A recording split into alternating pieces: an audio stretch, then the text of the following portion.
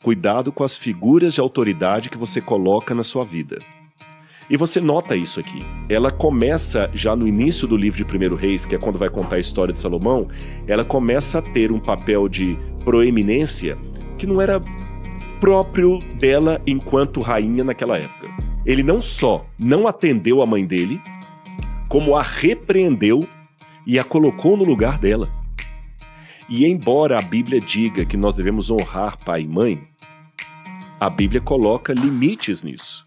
Estou aqui na rua mais famosa de Nova York, a capital do mundo. Eu tô aqui na Times Square para te contar um segredo. Não sei se você sabe, mas sabia que dá para fazer dólar através da internet? Sim, no conforto da sua casa, sem mesmo falar inglês e de qualquer lugar do mundo. Eu tenho um programa completo que tem mais de 200 horas de aula, tudo passo a passo para que você possa ganhar em dólar através da internet. Se você quiser saber exatamente como é só clicar no botão aqui abaixo que você vai entender todo o nosso programa.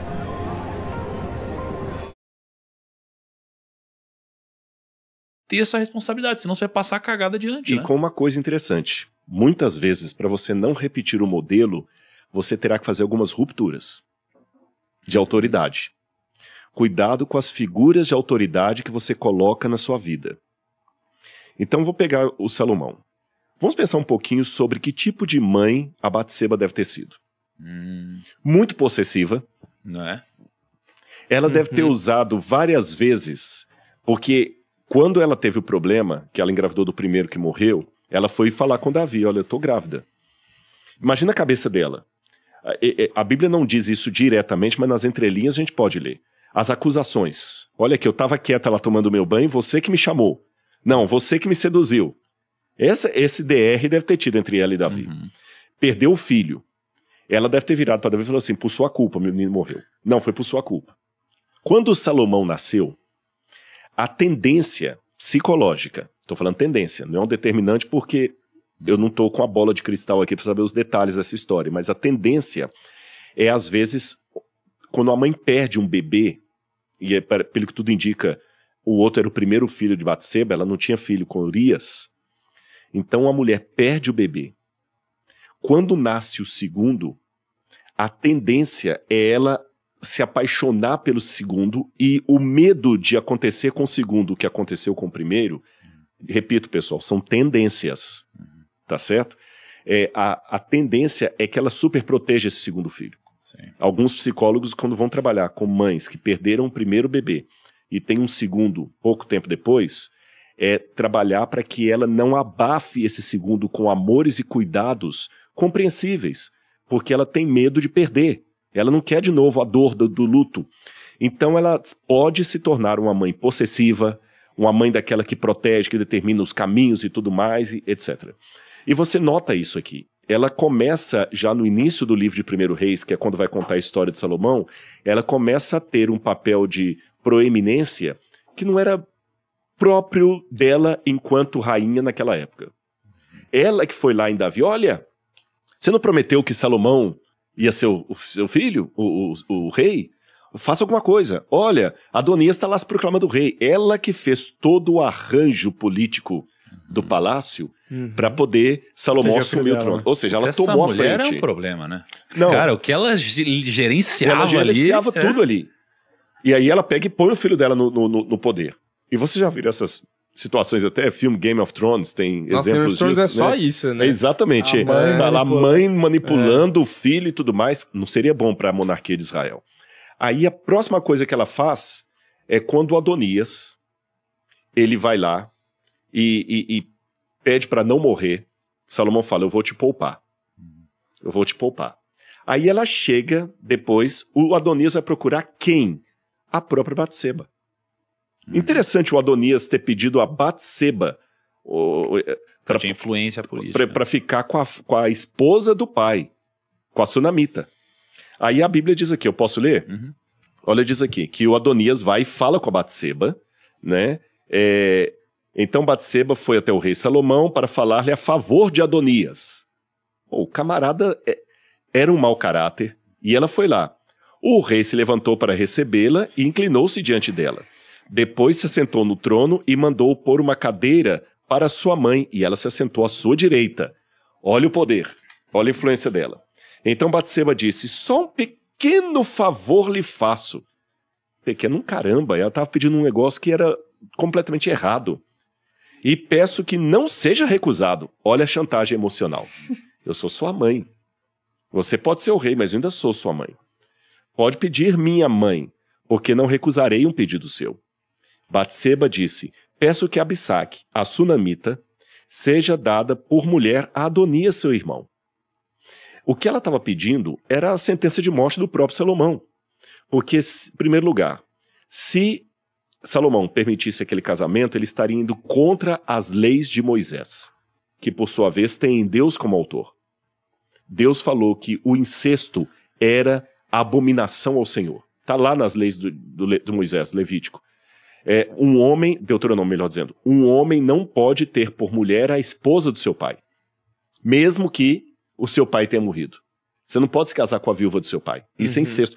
Se eu não me engano, acho que até no Código Penal brasileiro é um tipo de relação também que não é aceitável. Você não pode casar com a viúva do seu pai, mesmo que ela não seja sua mãe. Se eu não me engano, mesmo no Código brasileiro, isso também é considerado incesto. Você não pode casar com uma ex-sogra, porque não existe ex-sogra. Então, parece que são relações... Alguém coloca aí como é que é no Código Nacional Brasileiro, mas se eu não me engano é assim mesmo. Você não pode. Então ele não pode, é incesto, ela é a mulher do seu pai. Segundo, sendo ela uma mulher do seu pai, ela era uma candidata também à rainha. Então ela era concorrente de quem? Salomão. De Salomão e da própria Batseba. Então, deixa Adonias casar com ela, infrinja a lei de Deus, coloque o seu reino sob risco e a sua relação com Deus. Aí Salomão, nessa mesma hora, vira para a mãe dele e fala o seguinte, por que a senhora pede a Abissaque, a sunamita, para Adonias? Peça também para ele o reino, porque é meu irmão mais velho, sim, para ele também o sacerdote Abiatar e a Joabe, filho de Jerua.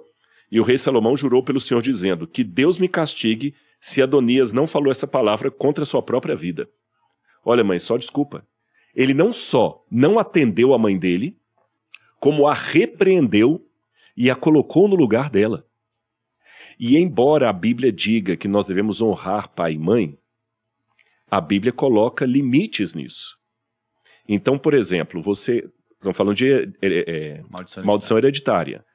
Se você traz a sua mãe para dentro do seu casamento, para ela começar a determinar como é que a sua esposa tem que te tratar, começa a determinar como é que você tem que criar os seus filhos, você já a tirou do papel de mãe para colocá-la no mesmo papel que a Batseba queria entrar na vida de Salomão. A rainha, a esposa quase.